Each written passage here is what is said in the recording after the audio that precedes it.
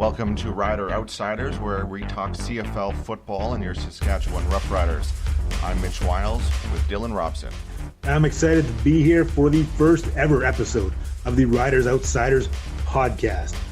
I say let's get right to it. Rider receiver Duron Carter laid out some big hits playing cornerback during the first preseason game. Dylan, Carter playing both ways. Do you love it or do you hate it? Well, here's the thing about Duron Carter. I love watching the guy play, and I think everybody loves watching him play. And when he makes those big plays on offense, that's what the fans are there for. That's what we're screaming at our TV for. So do I want to see him play defense? Yeah, I guess he's entertaining on defense, but everybody's got that concern about injury. Is he going to get injured on defense? Is he going to get exhausted on defense? That's the issue right here for me. Do I want to see him play both ways? Maybe in a limited capacity, maybe not every game, all game, maybe just a little bit here and there. I actually love it because it seems it keeps him tired and busy, so he's not complaining on offense. Well, that's one way to look at it. Yeah, and that might have been why the coach put him in that position on both ways, defense and offense, because I think Duron sort of has that tendency to want to just keep moving. And on the sidelines, maybe he gets himself into trouble with his teammates or his coaches, who knows? And this way it keeps him busy. Next up, Trevor Harris's injury. The Ottawa Redblacks say their number one QB will be ready for the season opener, but after seeing how hard he went down on Thursday with what looked like a serious leg injury, he was on the ground for some time. Dylan, do you think he'll be ready for week one? I don't think anybody should rush a quarterback back into a starting position. If he's not ready, then don't force it. It's a long season. We got an extra bye this year. It's going to be a long year. If he's not ready, give him some time to get ready, because if you put him back too soon, we've all seen it, he's going to get hurt a little bit more, and then all of a sudden, by Labor Day, when football really starts to count, he's down. So let's let him heal. I agree. I don't think he makes it for week one, but that's just a gut check. Next up, James Wilder Jr. wants to be the first player to achieve 1,000 rushing yards, 1,000 receiving yards in a single season. Will it happen? In a word, no. It's not going to happen. But hey, it might. I don't think it will. The thing that is really sticks out in my mind here is he's not the first guy who wants to be the first guy to get 1,000 and 1,000. So yeah, it would be nice for him to do that. But what makes him so special? I guess that's up to him. We'll have to see. But I don't think he's going to do it.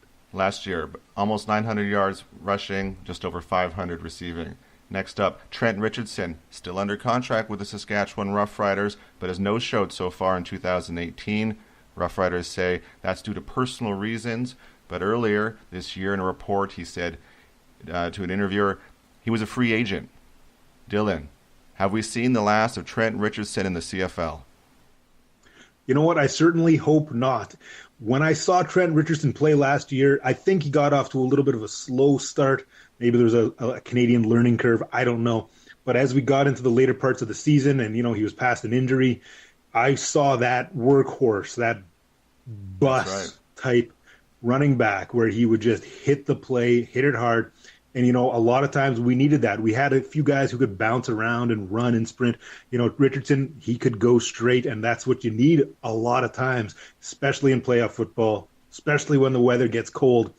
I really hope to see Trent Richardson back. I don't know if we will. Yeah, he definitely did look good up to his injury last season when they gave him the ball. I think he had maybe 15 carries or so in that game. Next up, 2016 number one pick for the Roughriders and former holdout O-lineman Josiah St. John, injured throughout most of 2018 camp. And it's sort of untimely for the Riders, definitely untimely given that there's a guard position up for grabs. He's 26 years old. Is it time to call St. John a bust? Dylan. A bust? Well, number one that's pick. Tough to say.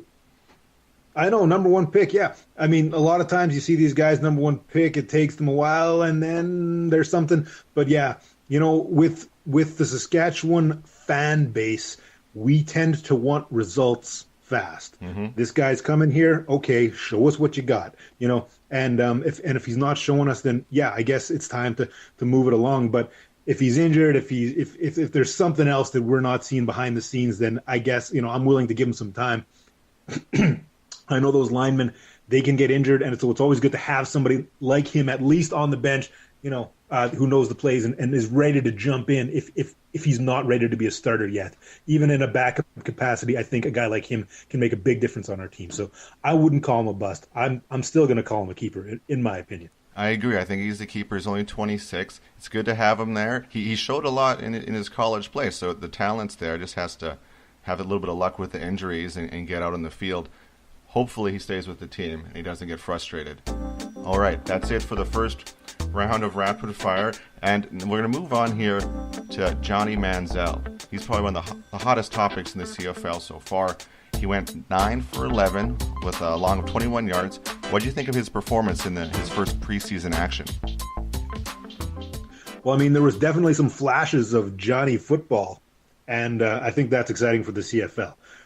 We like that offense. We like exciting passing. We like, anything goes. We're big fans of that up here in the CFL. That's what it's about. And if Johnny football can bring that, then I say bring it. Will Manziel need an injury to Jeremiah Masoli, the starter there in Hamilton, for him to see playing time, or is he going to start ahead of a healthy Masoli? That's a good question. That's a question a lot of people are probably asking. I'm going to say Masoli does get the start, and I'm going to say, a few weeks, definitely before Labor Day, we're going to see Johnny Manziel with a start. I agree, before Labor Day. And it looks like TSN's RDS, that's the French side of TSN, has picked up the second Hamilton Tiger Cat preseason game. Originally, they're only going to broadcast 4 games, so we'll get to see his second preseason action on television. Is all this buzz around Johnny football good for the CFL? You know what? A lot of people, they say a lot of bad things about him. There's a past there. I like to keep focus on the football. I can't be dealing into every single player's personal life and history and saying, well, what about that one time he did this? I don't know. I can't do that. That's for the coaches, the managers, GM, all those guys. They got to make those decisions. I'm on the fan side of things where I'm here to watch some football. And if they say he's good to play, then let's let him play. For sure. For me, if more people are watching the CFL, then that's great. If he's bringing more fans to our league, then that's excellent. Let's move on. Saskatchewan played Edmonton last week, 35-12 loss, a one-sided matchup. That being said, they brought in most of their backups over to Edmonton. What were your first thoughts of watching that game? Well, it's always that Saskatchewan Roughrider preseason where it feels a little bit slow, it feels a little bit flat, and it seems to be like that every year. So I'm not panicking. I'm not worried. I think that the Saskatchewan Roughriders, I trust the coach when the coach says, we got ourselves a team here this year, and he's been very clear. The goal every year since he's come is to get in that Grey Cup game and win it.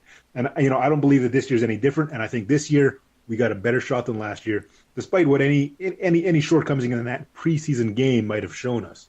Agreed. We're getting better each year. Love it. But Riders did release their third-string quarterback, Marquise Williams, who showed some progress last year. He went 3 for 7. That's just about 43%. Threw a pick. Do you like this move? The other choices are David Watford and B.J. Daniels. What did you think of the QB performances in that game? It's tough to say for me. It really is tough to say on those preseason games. You have people coming in who've never played in the CFL, and you get such a small window to prove you're successful. And that's where I think those behind-the-scenes evaluations really matter. That's where you have to put the trust in the coaches and trust when they say, release Marquise Williams. He's not ready right now because he's seeing things in practice. He's seeing things in meetings and in personal conversations that we're not seeing. And that's where you have to really trust the coaches. And I think that's what a lot of fans don't necessarily get. You got to trust those coaches, especially in these early seasons, because they know so much that we don't at this stage because we just don't get to see the playing time from these guys. David Watford, the color guy for TSN, Glenn Suter, former safety, Saskatchewan Roughriders, called Watford's performance meh. And B.J. Daniels went 9 for 20, 133 for yards. Nothing too exciting, but hopefully we'll see better quarterback play next week when Brandon Bridge and Zach Claros get out there. Let's just move on a little bit here to the O-line. There's some changes and some positions open. Left tackle, right guard are up for grabs this season. It appears that Taron Vaughn and Travis Bond will be the front runners to replace Bruce Campbell and Peter Diakowski.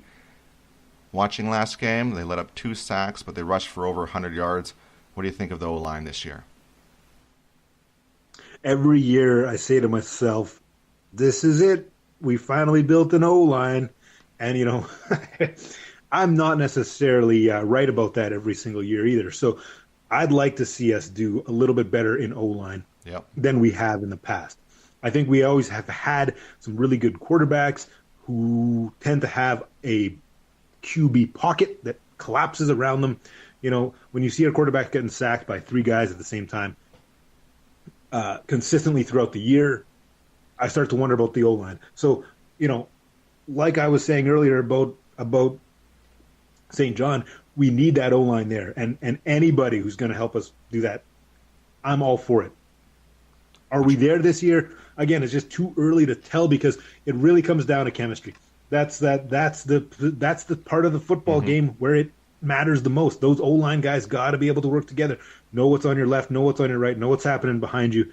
Those guys got to know, and that'll come with a few games at least. So let's hope they start clicking, by at least week 3 to get to that elite status of O-line. Yeah, at least that elite status of O-line. Yeah, you need a few weeks, I think. Yeah, there's two new linemen for sure out of the 5, so it's going to take a while for them to gel. But Travis Bond was one of their big acquisitions in free agency. 6'7", 356, a huge man there playing guard where the Riders would traditionally play Canadians. We're just playing 2 Canadians, looks like this year, allowing 3 Americans on the O-line, which should help things. A lot to choose from there.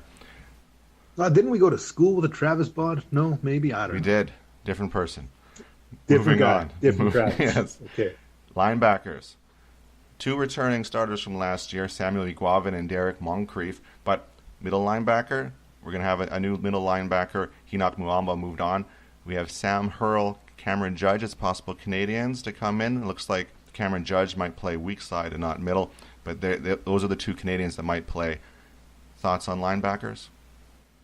You know what? Linebacker has to be, I'm just going to say it, probably my favorite position. I mean, it's pretty much the coolest thing ever. You sort of sit there, I'm sure they know the plays and everything, but you sit there, you watch what the quarterback's going to do, you react, you got that split second, you lay a hit, you knock a ball down, you make a tackle. That's what football's all about. I really look forward to seeing Sam Hurl in there. Just because of the things I've seen him do in the past. He just seems like the right kind of guy for the job, if you ask me. I don't know much about Cameron Judge. I think there's potential for a cool nickname there. But what about you? What do you got there? Well, Sam Hurl looks good, middle linebacker. Judge had a couple big hits there on the preseason game. Looks like he was pretty psyched for that and getting some good playing time. Judge, I believe, is the first-round pick for the Riders last year.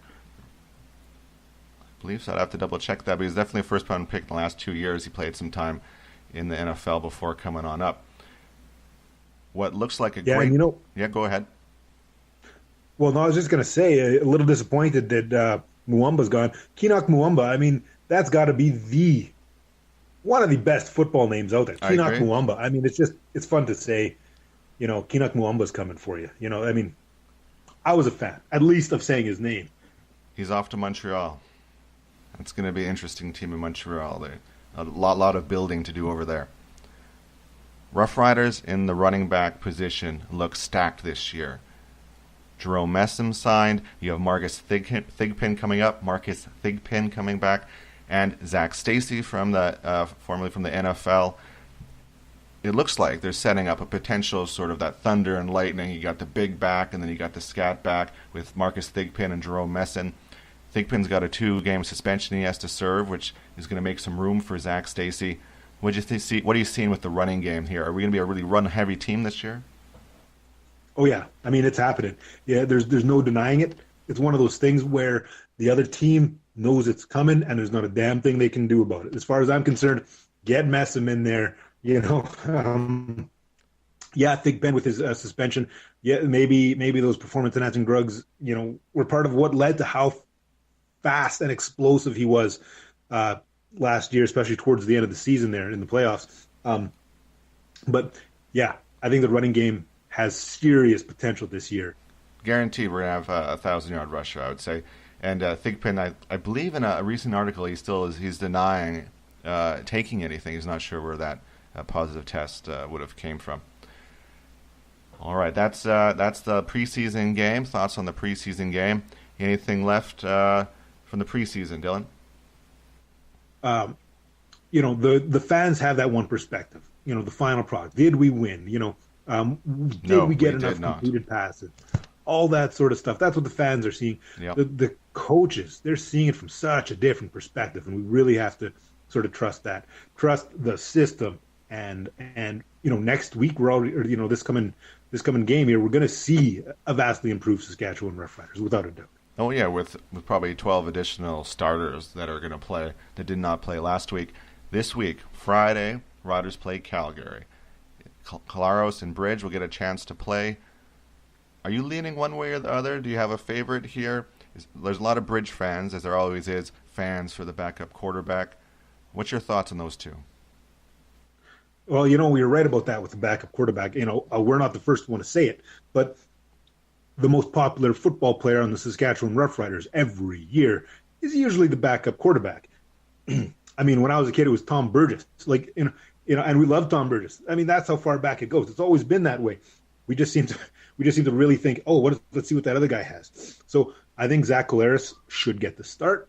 I think he's going to get the start, and I think that if he doesn't come out guns firing, guns blazing, if he doesn't come out with success and with wins, people are going to be saying, let's put Bridge in. That's just the reality of Saskatchewan football and Saskatchewan fans. We want those, especially the QB. We want results fast. And if we don't see it, we don't have the patience for him to build it. But I want to see Zach Collaros come out guns firing. He's reached a point in his career where, that rookie status is over. The young guy, it's gone. Let's see a veteran quarterback playing some solid football. I want to see Zach play.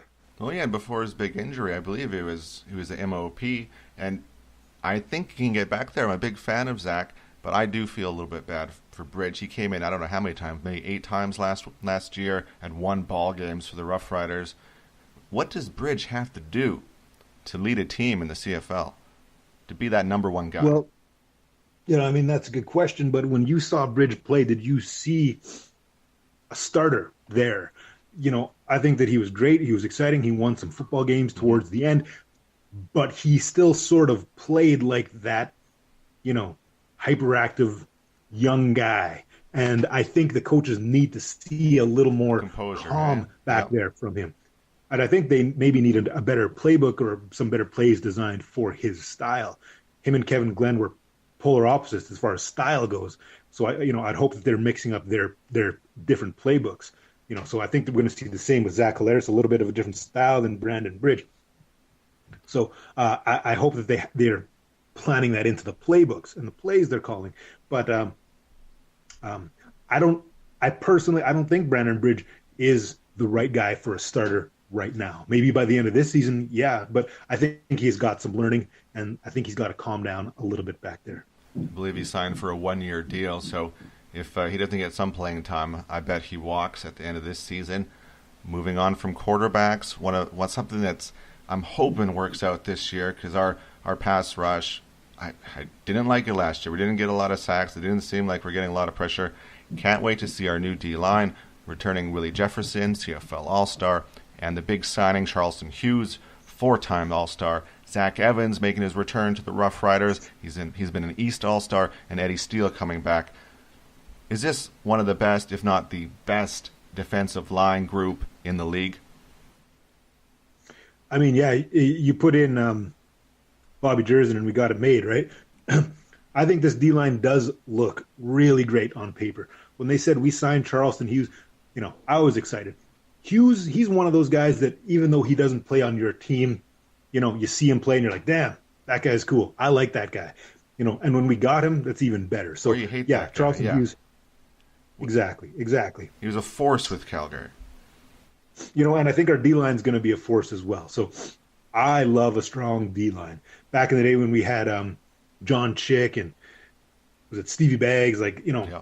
those guys, they could bring the heat, and I look forward to that.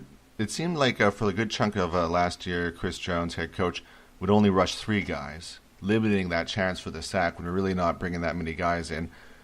Do you think with this quality of a D line and a lot of experience now on the D line, that we'll get more blitzes called?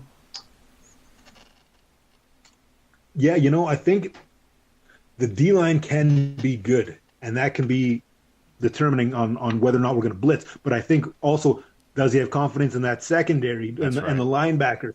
And I think that's a big issue, especially with the defensive mind that Chris Jones was. And I think that's probably why we didn't see a lot of the blitzing last year. So let's hope he's made some improvements there, or at least those guys have some added confidence or some skills that can let us just blitz when we need to blitz. Because sometimes you just gotta blitz. You're at home or you're at the stands and you're screaming, blitz, blitz. Why aren't they blitzing? And it's frustrating. So let's hope to see that this year, especially with these guys up front.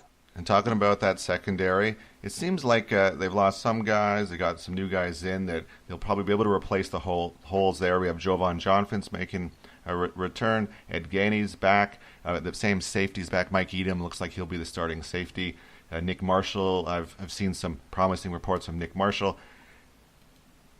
You never really know with the secondary here. I think it could go either way. I'm not too sure if they're going to be a really good secondary. Do you have any thoughts there on our secondary, Dylan? It's so hard as a Rider fan not to have a positive outlook on the season every season right at the beginning. This is the Grey Cup year. This is the Grey Cup year every year. So, yeah, I think we're going to see an improved secondary from last year, but there's going to be some holes like there was last year as well. Big fan of Jovan Johnson. I thought that was a great signing, and it added that veteran to the secondary that we definitely needed last year. We have just additional thoughts here. If you have any thoughts on Noah Picton. So he signs in Toronto to study under Ricky Ray and Anthony Calvillo, the Regina native quarterback that a lot of fans wanted Chris Jones to draft this year, but he doesn't really fit the Chris Jones profile, being a small Doug Flutie sort of size quarterback. Any thoughts on the Regina quarterback going to Toronto? Yeah, if he landed it in a system that's good for him, I think that's what's most important early in somebody's career.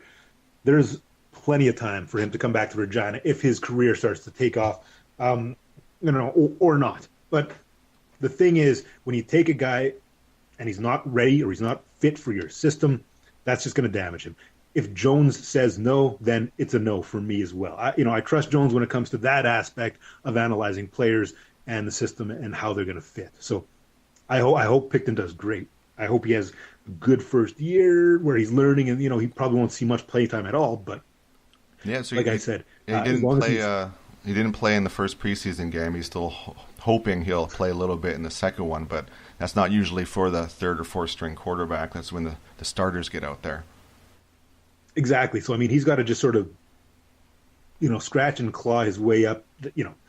Pay attention in the meetings, do everything you got to do, be a team player for whatever position or whatever role he's playing right now. Just learn, and then it's a long process. He's not going to be starting games right away, obviously. So I think it's okay that we passed on him. This brings us to the end of our first Rider Outsiders podcast. Dylan, how'd you think it went? Well, I think it went as well as it could. For I think the fans should get a little bit of a background here. I'm right here in the heart of Rider Nation, Regina, Saskatchewan. Mitch, where are you right now? I'm up in Yellowknife, the Great White North, Yellowknife Northwest Territories, formerly of Regina. Exactly. So this is what it's all about. Rider Nation goes from coast to coast to coast. And, we're passionate about football. Like I said earlier, before we even hit record on this thing, we're a combination of the irrational fan and the passionate sportscaster. We love this game. We love the team. I have season tickets. Mitch is watching every single week, streaming it, watching it on TSN.